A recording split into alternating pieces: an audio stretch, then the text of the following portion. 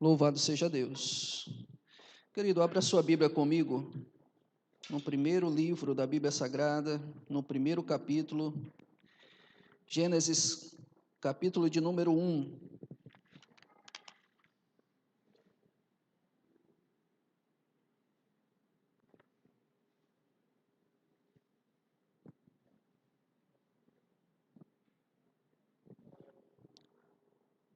Hoje nós iremos tratar sobre o capítulo 1, nós iremos do verso 1 até o capítulo de número 2, verso 3, este texto que é a primeira unidade literária do livro de Gênesis. Como o texto ele é muito longo, eu prefiro lê-lo à proporção em que nós progredirmos aqui o nosso pensamento. Então, eu queria que você curvasse a sua cabeça e orasse comigo, pedindo a Deus a sua graça e a sua misericórdia nesta função que extrapola o alcance dos nossos braços. Deus eterno, nós te agradecemos imensamente por este momento. Já te louvamos, já te engrandecemos, e neste momento, ó Deus eterno, esperamos ouvir a tua voz. Todos os que aqui estão, ó Senhor, não querem ouvir a minha voz, querem ouvir a tua voz, como bom pastor, como Pai, como Deus, como Senhor.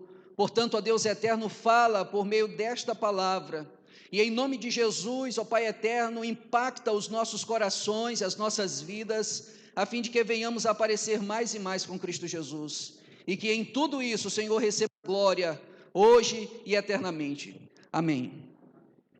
Meus queridos, hoje nós pretendemos iniciar uma série de sermões que fala sobre os atributos de Deus.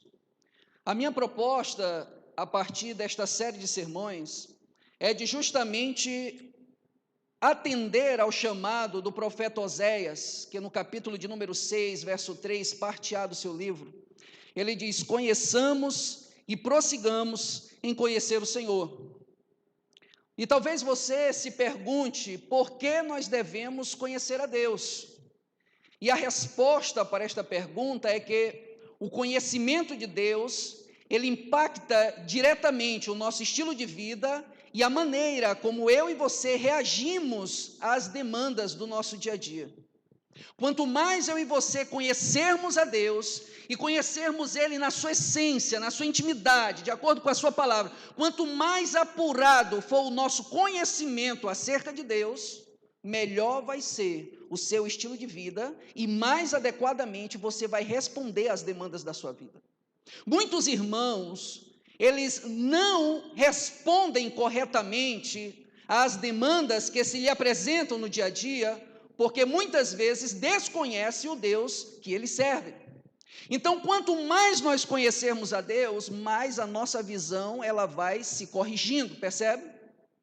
Além disso, nós temos que nos lembrar que conhecer o Senhor é ter vida plena.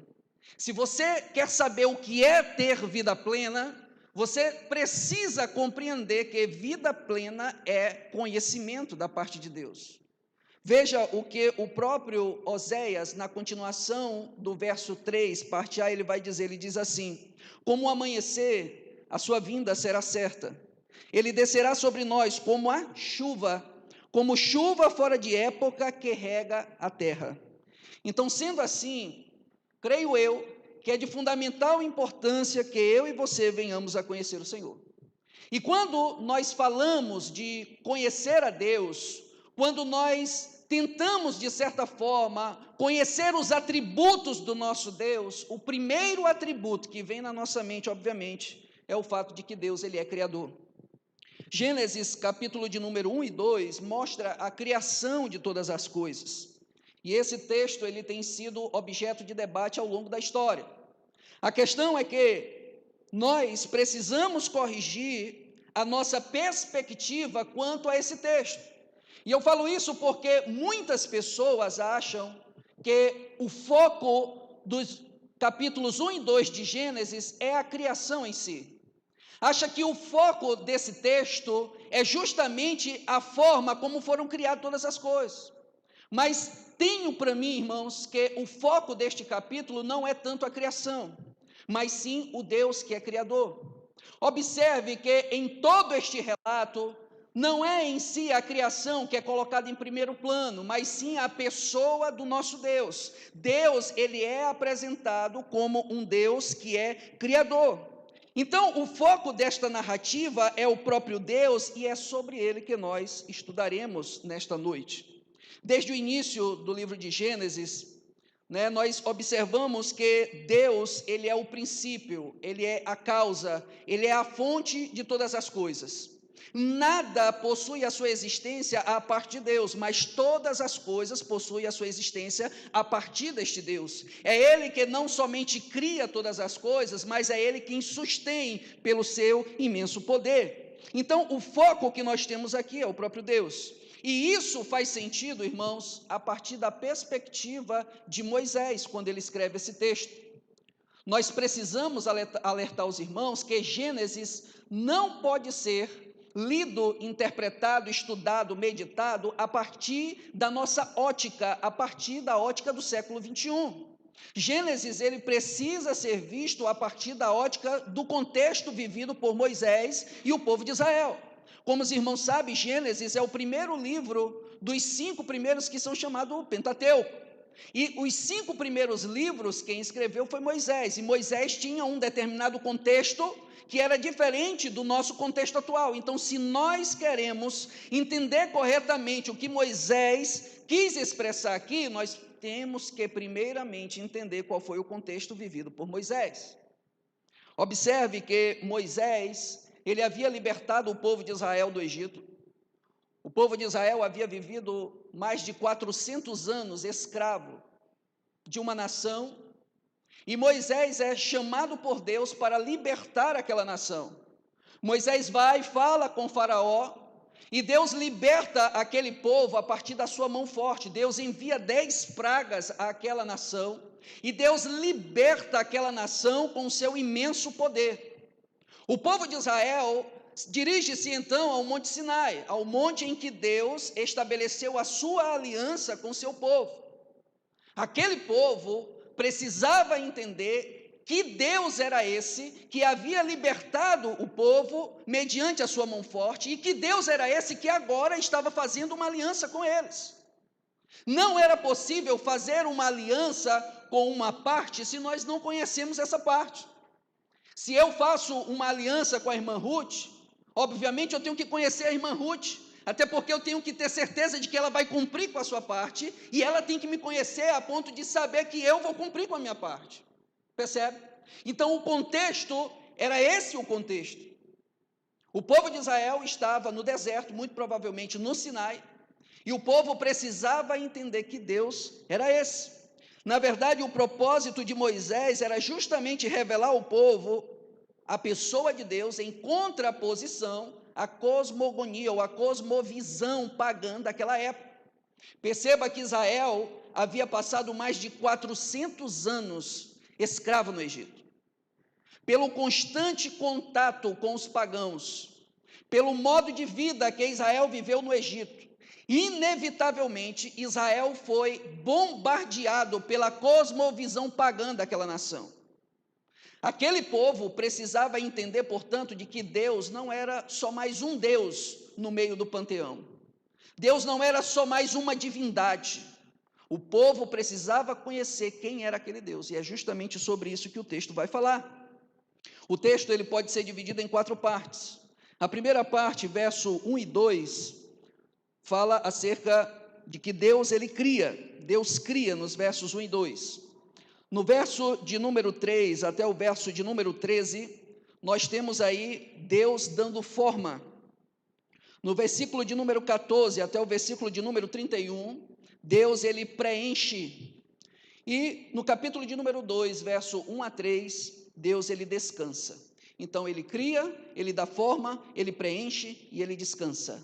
Nós vamos ver cada uma dessas estruturas. A primeira, leia comigo aí os versos 1 e 2, que diz assim: no princípio, Deus criou os céus e a terra. A terra era sem forma e vazia. Havia trevas sobre a face do abismo, e o Espírito de Deus se movia sobre a face das águas.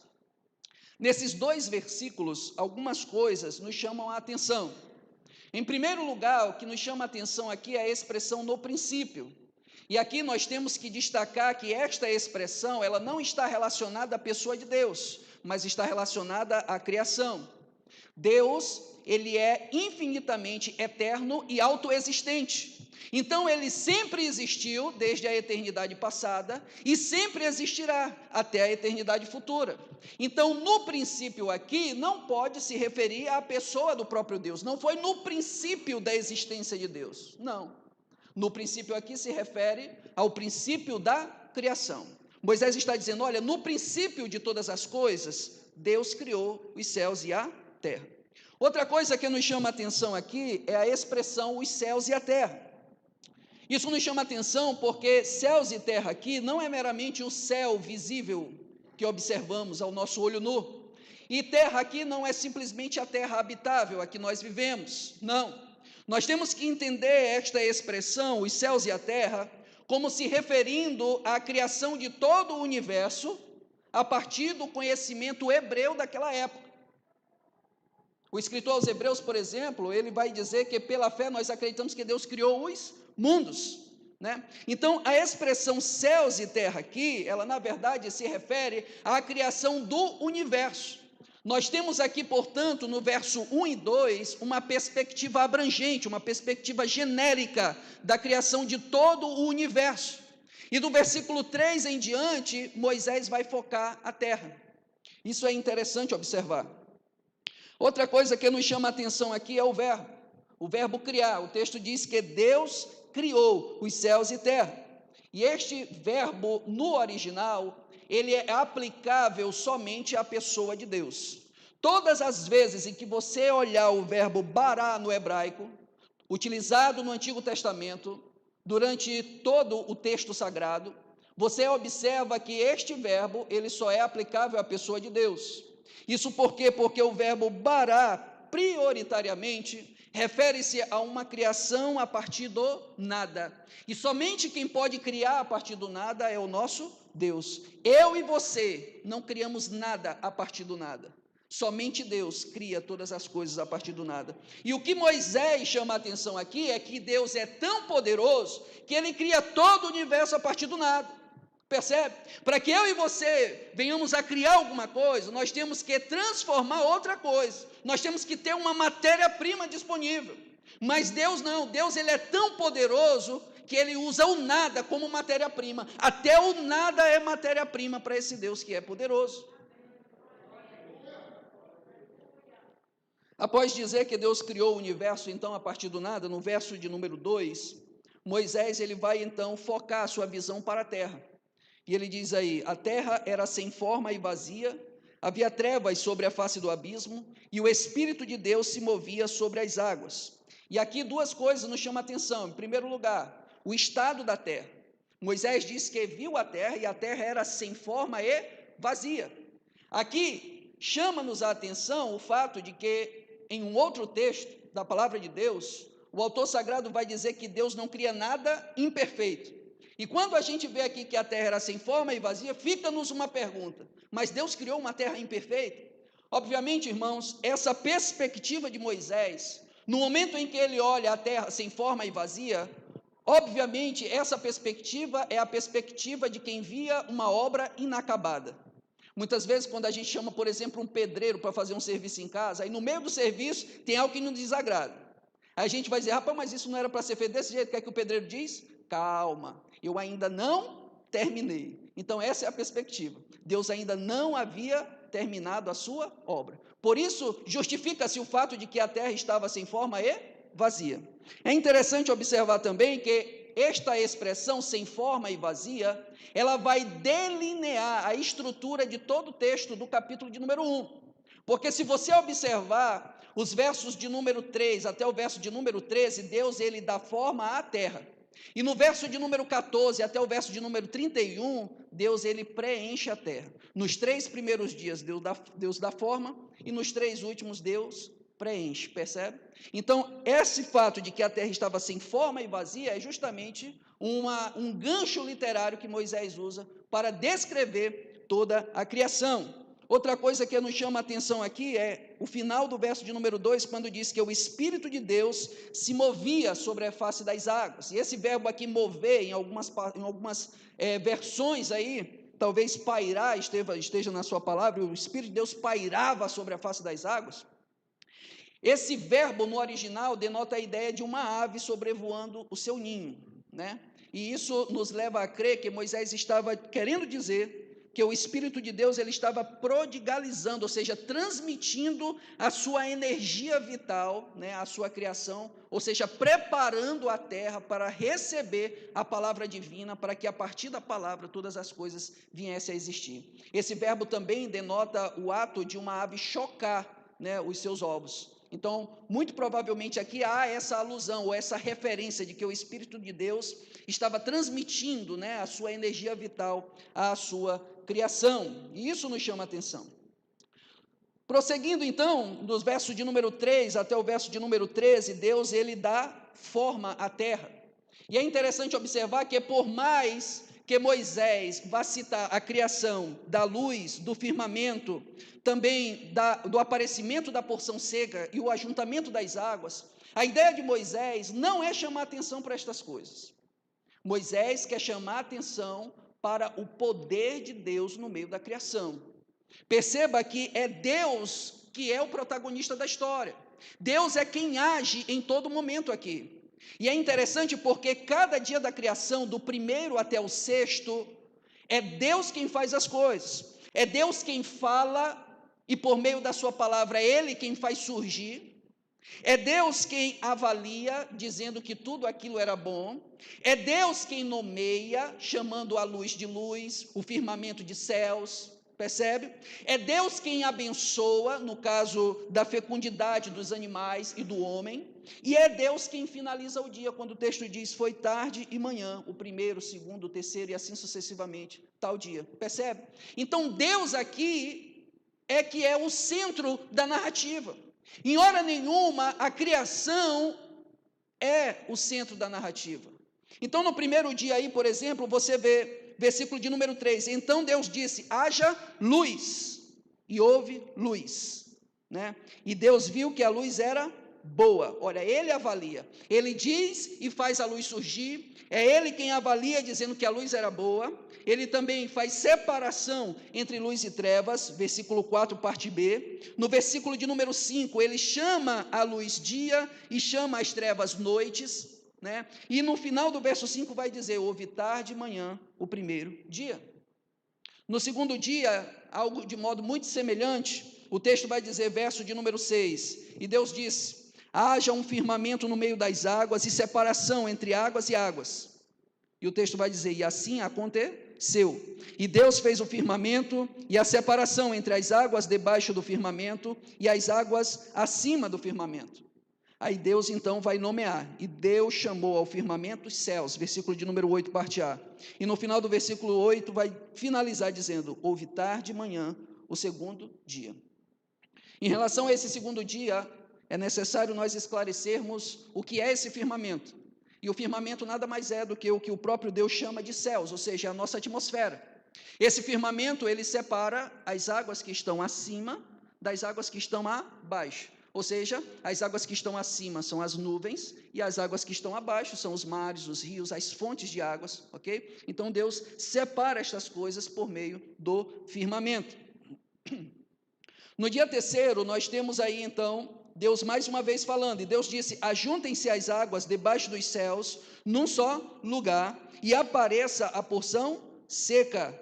E o verso de número 9, parte B, vai dizer, e assim aconteceu. Perceba que nos 3 dias, Deus fala, e na mesma hora tudo acontece. É interessante, irmãos, porque isso daqui mostra o poder de Deus, a soberania do Senhor. Perceba que para mim e para você fazer, por exemplo, um dedo movimentar aqui, o nosso cérebro tem que mandar uma mensagem para que depois de não sei quantos milésimos de segundo o dedo atenda. Mas Deus, na hora que fala, tudo acontece, porque Ele é o Deus Todo-Poderoso.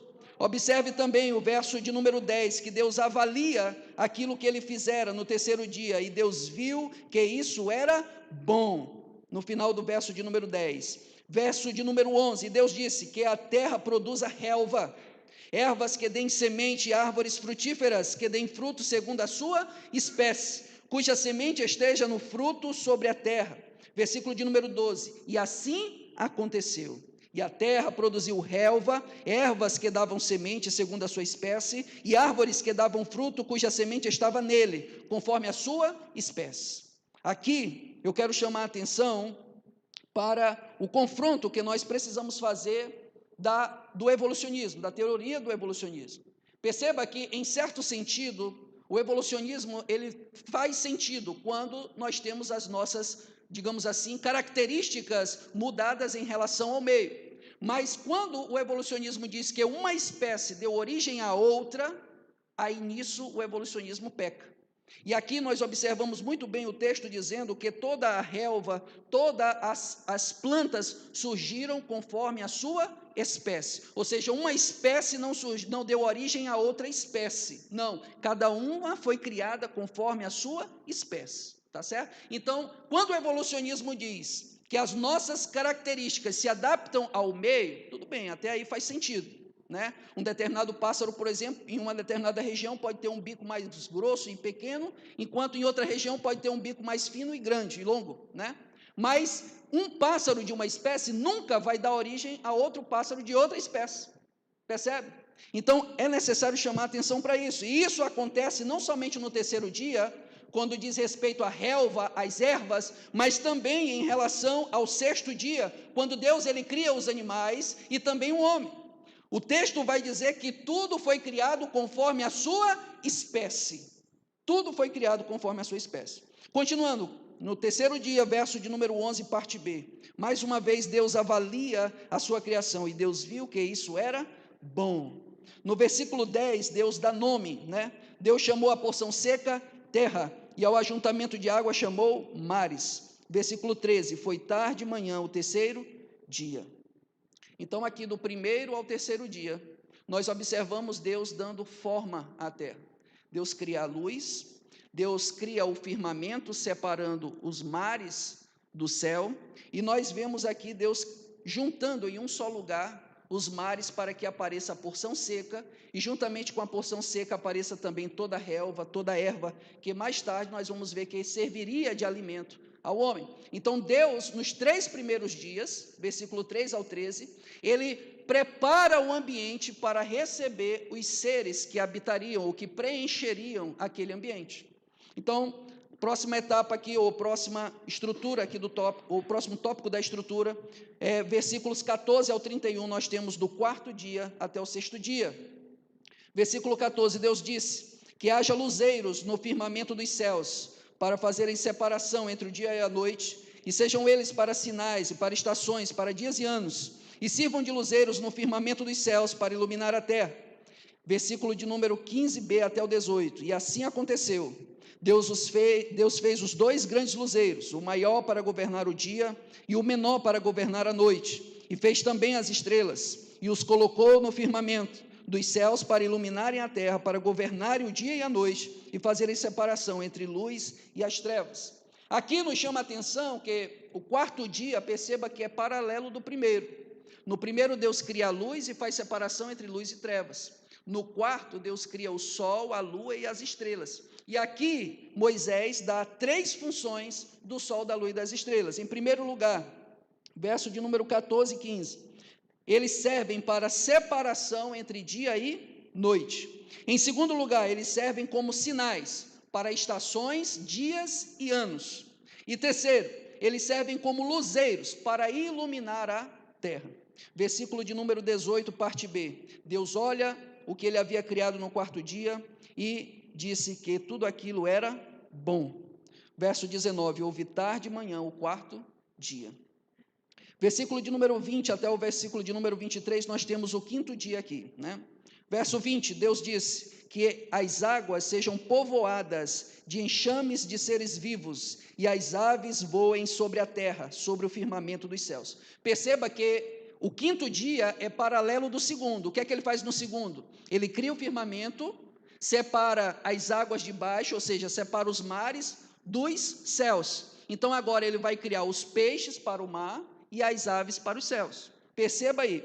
E assim aconteceu. Deus criou, as grandes criaturas marinhas, ou seja, toda sorte de animais marinhos aqui, e todos os seres vivos que se movem, os quais povoam as águas, segundo as suas espécies, e todas as aves, segundo as suas espécies. Versículo 21, parte B. E Deus viu que isso era bom. Versículo de número 22. Deus abençoa dizendo: sejam fecundos, multipliquem-se e encham as águas dos mares, e na terra se multipliquem as aves. Perceba que a bênção de Deus aqui está ligada à fecundidade, à procriação, à multiplicação. Isso também vai servir como parâmetro para o homem e para os animais terrestres. Da mesma forma, Deus vai abençoar, relacionando a sua bênção com a fecundidade. Versículo de número 23, houve tarde e manhã o quinto dia. No versículo de número 24 até o 31, nós temos o sexto dia, o último dia da criação. Versículo 24, Deus disse que a terra produza seres vivos, conforme a sua espécie, animais domésticos, animais que se movem sobre a terra, ou seja, os répteis, e os animais selvagens, segundo a sua espécie. Versículo 25, parte A, e assim aconteceu, e Deus fez os animais selvagens, segundo a sua espécie, e os animais domésticos, segundo a sua espécie, e todos os animais que rastejam sobre a terra, segundo a sua espécie. E Deus viu que isso era bom. No versículo de número 26 em diante, nós temos a criação do homem. Deus diz: façamos o ser humano à nossa imagem, conforme a nossa semelhança. Tenha ele domínio sobre os peixes do mar, sobre as aves dos céus, e sobre os animais domésticos, sobre toda a terra, e sobre todos os animais que rastejam pela terra. Verso 27. E assim aconteceu.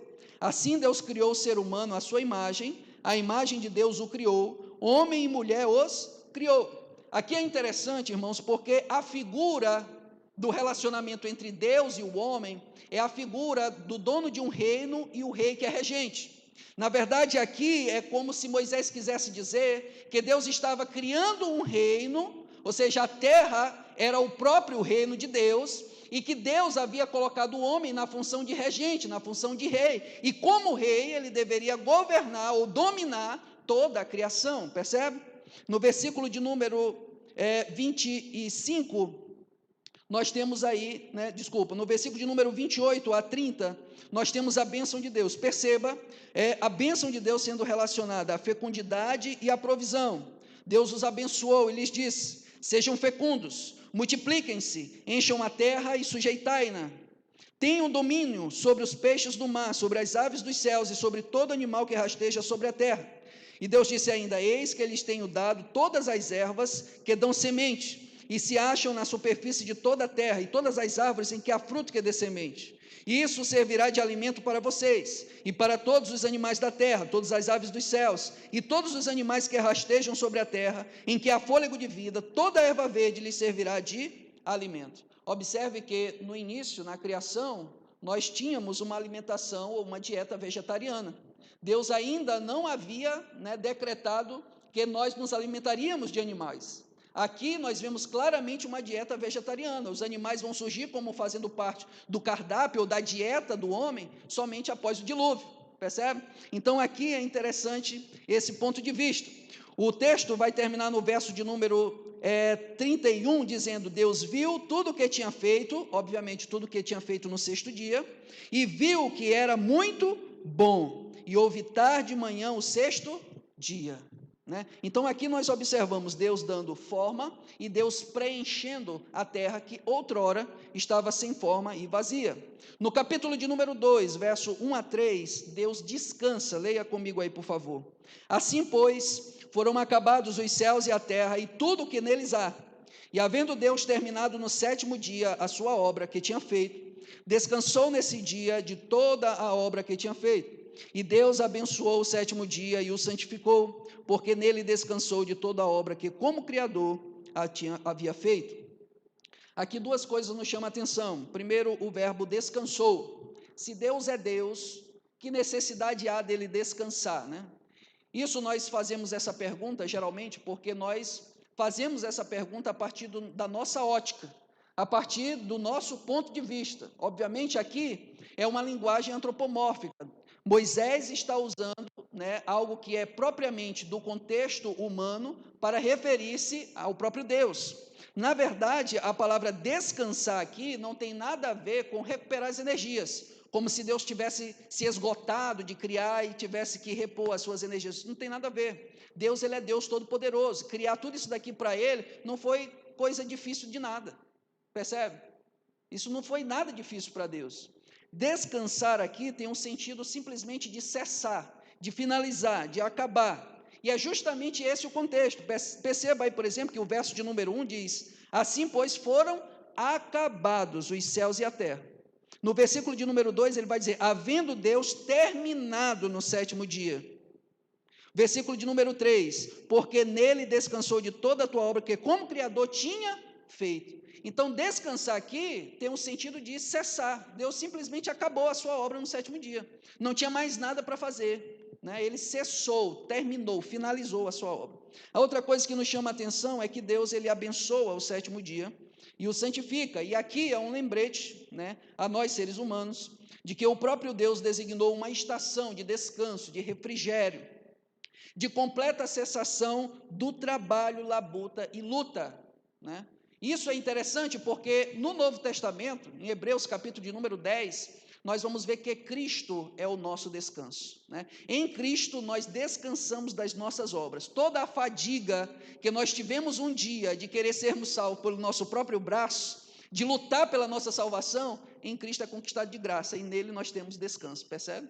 Isso é interessante. Irmãos, uma vez tendo falado sobre todo esse texto, nós precisamos agora entender o que isso tem a ver conosco. E para que nós possamos entender o que isso tem a ver conosco, é necessário primeiramente entender a circunstância e o propósito, ou pelo menos relembrar, porque eu já falei, em que Moisés escreve esse texto. Lembra-se, Moisés, ele havia tirado o povo do Egito, um povo que havia vivido mais de 4 séculos em meio ao paganismo. O Egito adorava diversas divindades, havia divindade para tudo no mundo lá no Egito. Então o povo estava impregnado daquela cosmogonia ou cosmovisão, né, pagã, e o povo precisava entender quem era aquele Deus. Então, na verdade, o propósito desse texto é corrigir essa cosmovisão pagã. Todos os povos gentílicos tinham a sua religiosidade marcada pelo politeísmo, ou seja, pela existência de diversos deuses, que geralmente estavam ligados a um aspecto do cotidiano humano ou a um aspecto da natureza. Por exemplo, havia o Deus do sol, o Deus do vento, o Deus da fertilidade, o Deus da força, o Deus da beleza, e assim sucessivamente. Então, de certa forma, querendo ou não, o Egito vivia mergulhado nessa cosmovisão, e esse povo, por causa do contato prolongado e da proximidade no relacionamento com os egípcios, precisava ser corrigido. E o que é que esse texto ele nos ensina acerca de Deus? Obviamente, esse texto nos ensina que Deus, ele é um soberano criador. E há aqui 3 qualidades que denotam o Senhor como sendo esse soberano Senhor. Em primeiro lugar, Deus, ele é o único Deus. Ele é o soberano criador porque só ele é Deus, não existe outro Deus além dele. Em segundo lugar, Deus, ele é o soberano criador porque ele é todo poderoso. Em todo o texto, em toda essa perícope, nós vemos Moisés mostrando todo o poder de Deus na criação. E em terceiro lugar, Deus é o soberano criador, porque ele é dono de tudo. Percebe? Então, quando nós observamos isso, nós percebemos que Moisés queria corrigir a visão equivocada daquele povo. E isso também se faz necessário em nossas vidas. Porque da mesma forma que Israel foi libertado do Egito, da escravidão, e saiu de lá carregado de uma cosmovisão pagã, nós também somos assim. Nós somos resgatados da nossa vã maneira de viver, nós fomos resgatados pela obra de Cristo Jesus, nós fomos tirados do mundo, tirados das trevas, colocados na luz, mas existe um problema. Quando nós viemos à presença de Deus, nós viemos aqui carregados de uma visão equivocada acerca da pessoa de Deus, e essa visão, ela precisa ser corrigida. Não pense você que você já conhece tudo acerca de Deus, ou que a sua visão acerca de Deus é a visão correta, Não, todos nós temos que corrigir a nossa visão acerca de Deus. E o que esse texto ensina é que Deus, ele é um soberano criador. Ele é o único Deus, ele é o Deus todo-poderoso e é dono de todas as coisas. Em primeiro lugar, irmãos, esse texto nos mostra que Deus é o único Deus. Em algum momento, em todos os versículos aqui que nós lemos, nós não observamos a existência ou a menção de outros deuses, e nem de outras personalidades aqui equiparadas ao nosso Deus. Nós olhamos no relato aqui a existência apenas de um Deus, não existe outro. E é interessante porque isso contrapõe o contexto egípcio de quando o povo saiu do Egito, porque lá existiam vários deuses, centenas, muitas vezes milhares, percebe? Então o povo tinha que entender, Israel tinha que entender, que não bastava considerar Deus apenas como mais um Deus. Deus, ele não é mais um Deus no meio de milhares. Deus, ele é o único Deus. Deus, ele é o único Deus, e fora ele, não há outro. Essa verdade, ela foi reforçada tanto nesse texto, como Moisés mesmo vai reforçar isso, quando chega a segunda geração de israelitas, que estão prestes a entrar em Canaã. O texto de Deuteronômio, capítulo de número 6, verso 4, Moisés deixa claro: ouve, ó Israel, o Senhor nosso Deus é o único Deus. Mais tarde, o Senhor, usando o ministério do profeta Isaías, o próprio Deus vai falar que não existe outro Deus além dele. Isaías capítulo 43, verso 10 a 11, o próprio Deus vai dizer: vocês são minhas testemunhas, diz o Senhor. Vocês são o meu servo, a quem eu escolhi, para que vocês saibam, creiam em mim, entendam quem eu sou. E antes de mim, Deus nenhum se formou, e depois de mim, ninguém haverá. Eu sou o Senhor, fora de mim não há Deus. No capítulo seguinte, capítulo de número 45, Isaías vai dizer: assim diz o Senhor, o Rei e Redentor de Israel, o Senhor dos exércitos: eu sou o primeiro e o último, e além de mim não há Deus. Então, em primeiro lugar, Deus aqui, ele é um soberano criador, porque ele é o único Deus. O único Deus. Em segundo lugar, Deus aqui, ele é o soberano criador, porque ele é todo poderoso. Na cultura pagã, diversas divindades andavam ou existiam em conflitos um com as outras, de forma que, por mais que houvesse um Deus que se prevalecia sobre os demais, nenhum deles era todo poderoso. Essa expressão todo poderoso, na verdade, é uma expressão que ficou marcada historicamente como se referindo unicamente ao Deus de Israel. Somente Deus é o Todo-Poderoso. Há a concepção de que os outros deuses são poderosos, mas não há a concepção de que algum Deus é todo-poderoso além do nosso Deus. Esse título só é aplicado ao Senhor. E é justamente por isso que o salmista do Salmo 91, ele faz questão de encher o seu pulmão e declarar: aquele que habita no esconderijo do Altíssimo, à sombra do Onipotente descansará. Sabendo que o Senhor é todo-poderoso, e sem entender porque Deus estava permitindo a assolação dos gentios sobre Israel, o profeta Jeremias, ele vai dizer o seguinte: ah, Senhor Deus, eis que tu fizeste os céus e a terra, e o teu grande poder, e com o teu braço estendido, nada é demasiadamente difícil para ti. Percebe? Jeremias tinha a noção correta do tamanho do poder de Deus. Jeremias sabia que não havia nada difícil para o Senhor. Quando o anjo, ele aparece a Maria, e diz a Maria que Isabel, ela estava gestante, pelo fato de Isabel já ser velha, Maria poderia questionar, mas o anjo antecede o questionamento de Maria, e diz em Lucas capítulo de número 1, verso 37, porque para Deus nada é impossível. Apocalipse capítulo 1, verso 8, João apresenta as palavras do Senhor Jesus Cristo, e Jesus, ele se apresenta à sua igreja da seguinte forma: eu sou o alfa e o ômega, diz o Senhor Deus, aquele que é, que era e que há de vir, o Todo-Poderoso.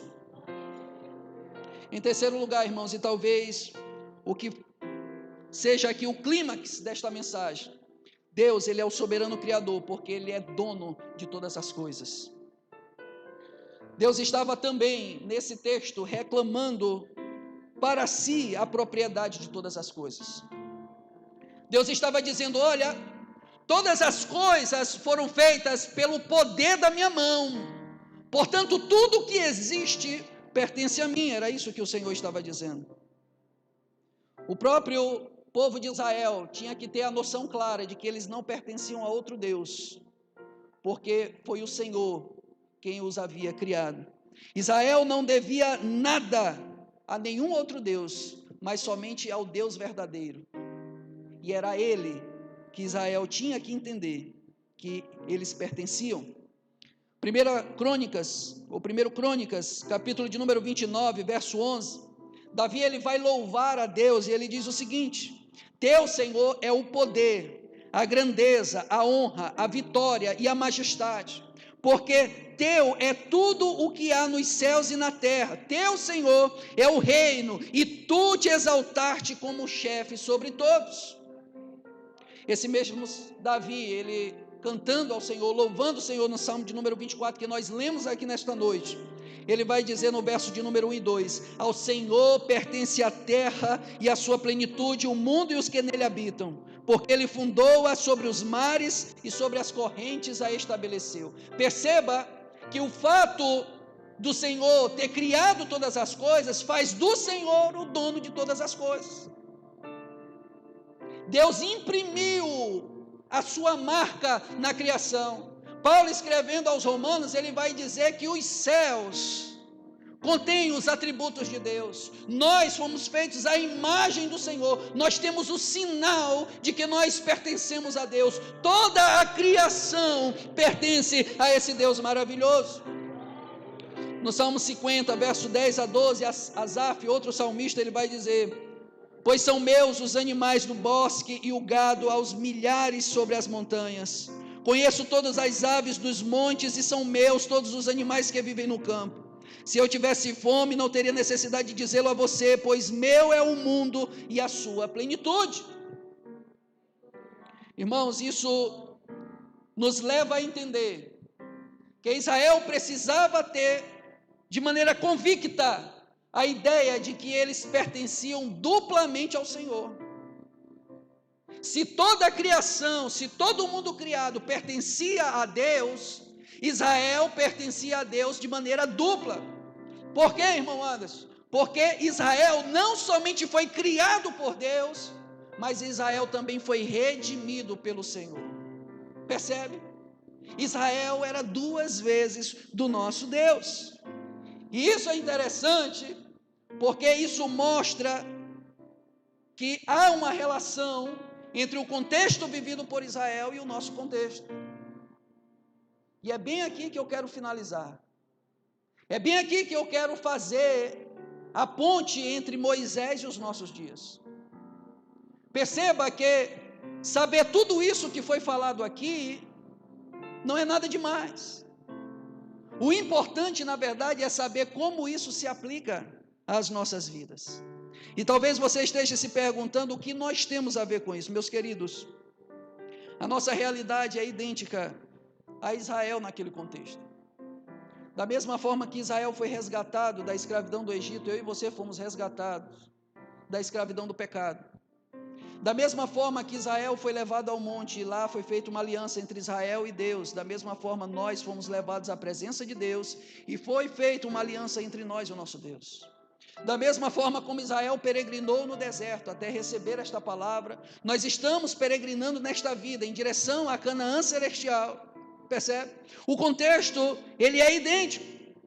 Então, o que nós precisamos entender é que da mesma forma que Israel tinha que ter a sua visão pagã corrigida para que pudesse servir ao verdadeiro Deus de maneira legítima e autêntica, nós, nos nossos dias, precisamos corrigir também a nossa visão pagã.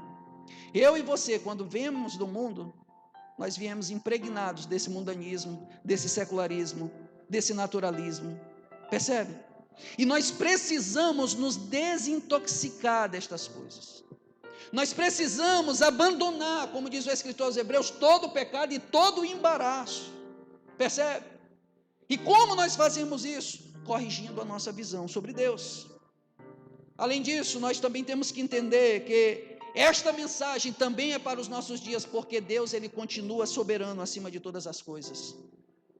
Deus ainda é o único Deus, Deus ainda é todo-poderoso, e Deus ainda é o dono de todas as coisas. Nada mudou, haja vista que Ele é o mesmo ontem, hoje e será para sempre.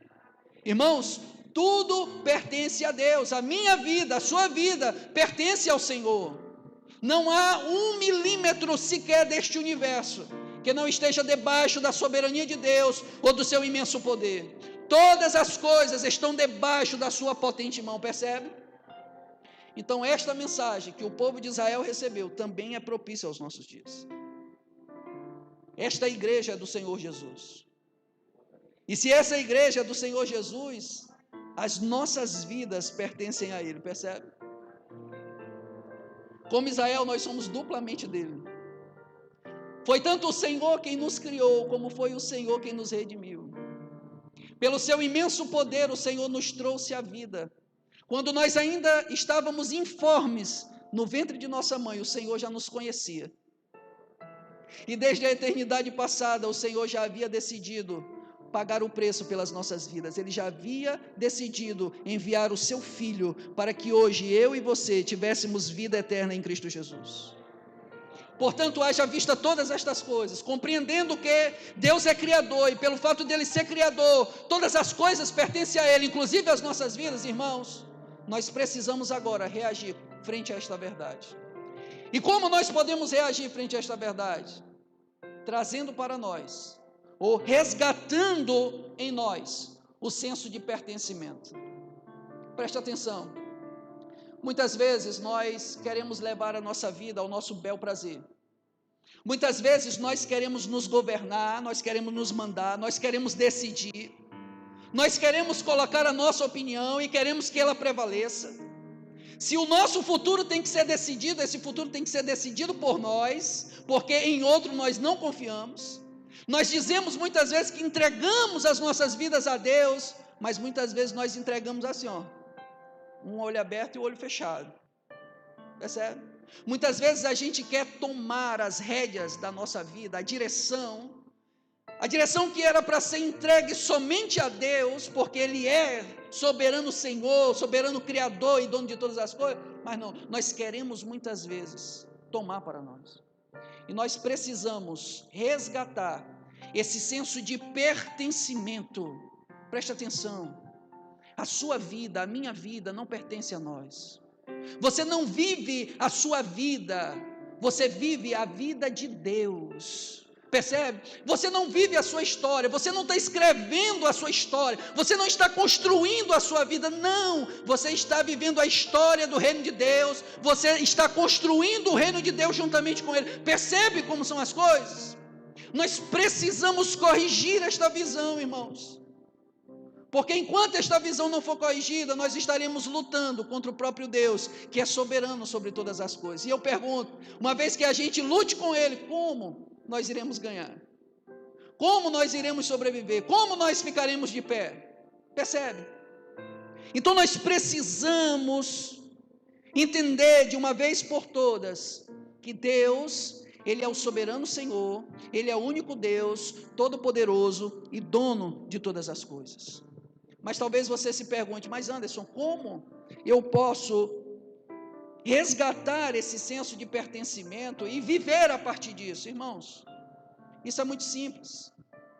Nós temos que resgatar esse senso de pertencimento, obviamente, a partir de uma atitude de vida ou de um estilo de vida que seja condizente com aquilo que Deus determina sobre nossas vidas. Não um estilo de vida que eu quero levar, que eu acho melhor, não, mas o estilo de vida que o próprio Deus determinou para nós.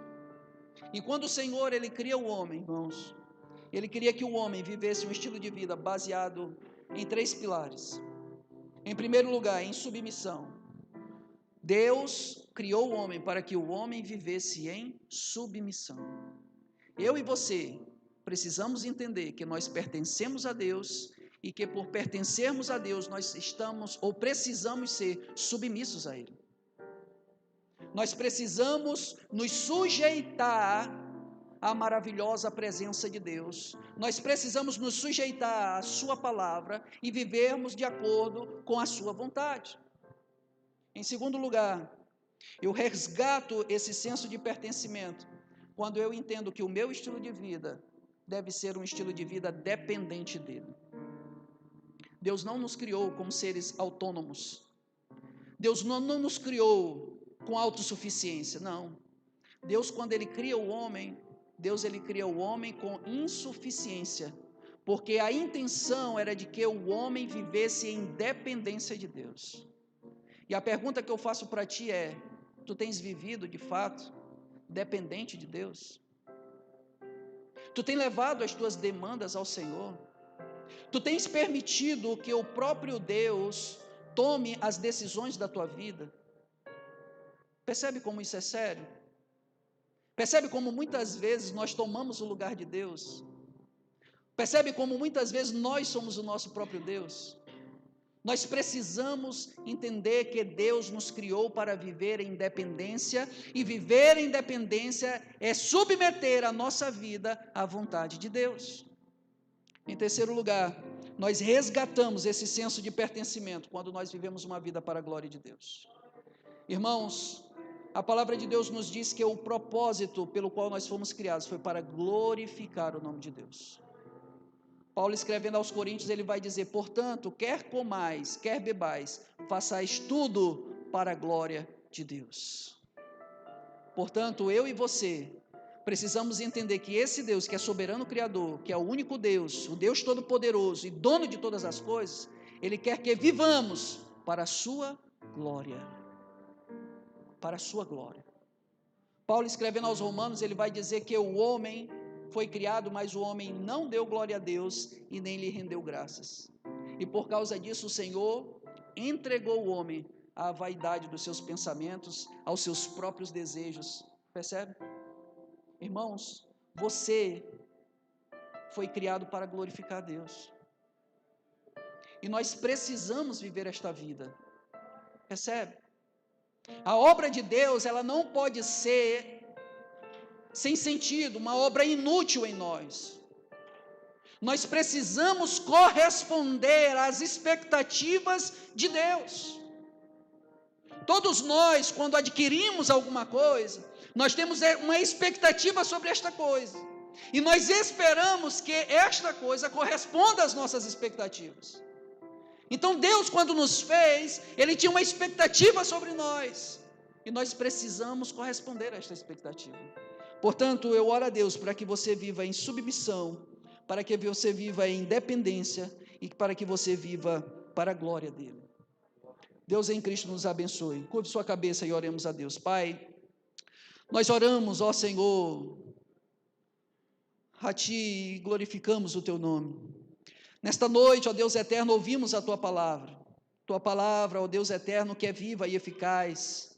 A Tua palavra que é fiel e digna, ela é verdadeira. E aqui, ó Deus eterno, aprendemos que o Senhor é um Deus soberano Criador. E que como Criador, ó Deus eterno, Tu te apresenta como sendo o único Deus, o Deus Todo-Poderoso e o Deus que é dono de todas as coisas. Meu Pai, a partir desta verdade, nos faz andar, ó Deus eterno, atendendo àquilo que Tu espera da nossa parte. Que nós possamos, pela Tua graça e misericórdia, corresponder às Tuas expectativas e que, de fato, nós venhamos a viver uma vida de submissão, dependência e dando glórias a Ti.